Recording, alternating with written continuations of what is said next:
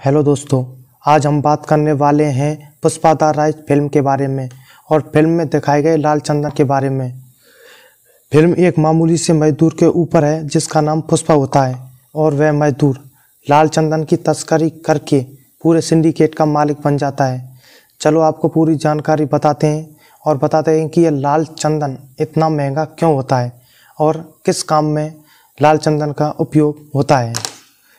आखिर क्या है यह लाल चंदन जिसकी वजह से तमिलनाडु आंध्र प्रदेश सीमा पर शेषाचलम में इतनी जाने गई। ये सफ़ेद चंदन से कैसे अलग है और इतने बड़े पैमाने पर इसकी तस्करी की वजह क्या है। लाल रंग का होने की वजह से इसे रक्त चंदन भी कहते हैं। पूजा पाठ में इसका प्रयोग होता है।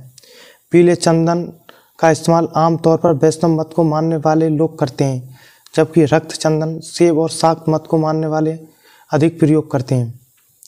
क्या है रक्त चंदन?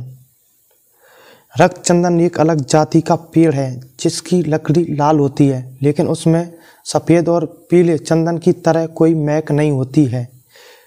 रक्त चंदन का वैज्ञानिक नाम टेरोकार्पस सेंटनस है, जबकि सफ़ेद चंदन को सेंट्रम एल्बम के नाम से जाना जाता है और ये दोनों अलग जाति के पेड़ हैं।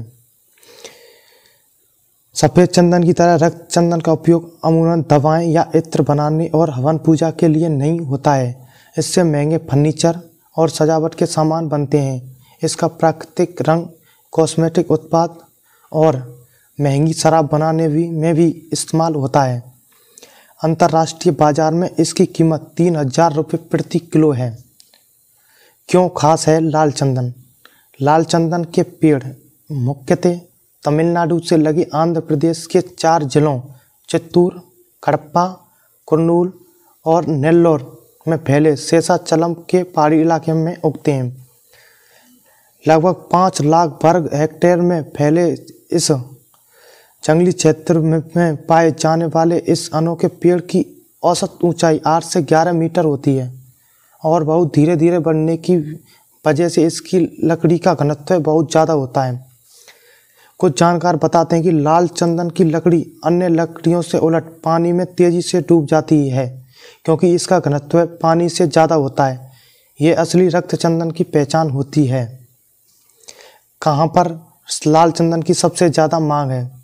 आंध्र प्रदेश सरकार के वन विभाग की वेबसाइट के मुताबिक पिछले साल दिसंबर में हुई नीलामी में चीन, जापान, सिंगापुर, ऑस्ट्रेलिया, संयुक्त अरब अमीरात के अलावा कुछ पश्चिमी देशों से लगभग 400 व्यापारियों ने बोली लगाई थी। इन 400 में से लगभग 150 चीनी कारोबारी थे।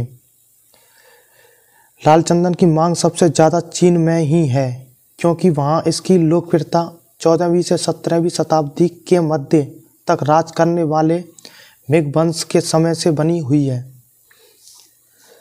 पहले जापान में भी इसकी काफ़ी मांग थी, जहाँ शादी के वक्त दिए जाने वाले पारंपरिक बाद शामीसेन बनाने के लिए लाल चंदन की लकड़ी का इस्तेमाल होता था, लेकिन यह परंपरा धीरे धीरे खत्म हो रही है, इसलिए इसकी मांग जापान में बहुत ही घट रही है। मिंग वंश के शासकों को लाल चंदन से बने फर्नीचर और सजावटी सामान इतने पसंद थे कि उन्होंने इसे सभी संभावित जगहों से मंगवाया। मिंग वंश और उसके बाद के शासकों के बीच लाल चंदन की लकड़ी के प्रति दीवानगी का पता इस बात से चलता है कि वहाँ रेड सैंडलवुड म्यूजियम नाम का एक विशेष संग्रहालय है, जहाँ चंदन से बने अनगिनत फर्नीचर और सजावटी सामान संजोकर रखे गए हैं। शेषाचलम की पहाड़ियों के कई हिस्सों में पाई जाने वाली इन खास लकड़ियों की तादाद 50% तक कम हो गई है। 2015 में एनकाउंटर में 20 तस्करों की मौत हुई थी। इसके साथ ही बड़ी संख्या में गिरफ्तारियां भी हो चुकी हैं। तस्करी करते पाए जाने पर 11 साल जेल की सज़ा का प्रावधान है। अंतर्राष्ट्रीय समुदाय ने लाल चंदन की सुरक्षा की जिम्मेदारी इंडियन गवर्नमेंट को दी है। इंडियन गवर्नमेंट ने इसकी सुरक्षा के लिए स्पेशल टास्क फोर्स तैनात की हुई है। इसकी तस्करी कई मार्गों से की जाती है। सड़क, जल, वायु, इन तीनों मार्गों से रक्त चंदन की लकड़ियों की तस्करी की जाती है। पकड़े जाने से बचने के लिए कई बार पाउडर के रूप में भी तस्करी होती है।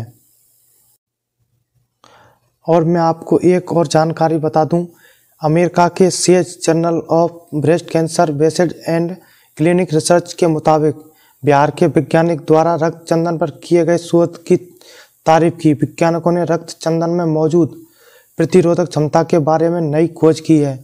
इसमें स्तन कैंसर की प्रतिरोधक क्षमता की मौजूदगी का पता लगाया गया है।